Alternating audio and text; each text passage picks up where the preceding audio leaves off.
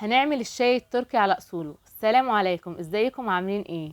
صح، انا صاحبتي تركيه ونزلت مصر وجات لي البيت وكانت عايزه تشرب شاي تركي فعلمتهولي، وعشان ما اطولش عليكم يلا بينا نعمل الشاي. اول حاجه هنجيب كنكتين، كنكه كبيره وكنكه اصغر منها على طول. هنحط الميه، هنملى 3/4 في الكنكه اللي تحت، والكنكه اللي فوق لازم تكون ناشفه تماما. وهنحط فيها معلقه شاي صغيره على 3 كوبايات تركي، اللي هي يعني كوبايه صغيره، حجم صغير. 3 كوبايات. وبعد كده هنقيد النار وهنسيبها شويه لمده 10 دقايق او ربع ساعه على نار وسط، لغايه ما البخار يسوي الشاي. بعد كده هنحط نص الميه في الكنكه التانية، والنص التاني هيفضل زي ما هو، وهنحطه تاني على النار زي ما انتم شايفين بالشكل دوت. ده كده نص الميه مع الشاي. هنحطها تاني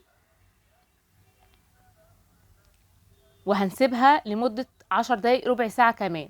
بعد كده هنجيب اي كوباية طبعا انتوا عايزينها، بس انا كان عندي كوبايات تركي، فانا حطيت يعني في الكوبايات ديت.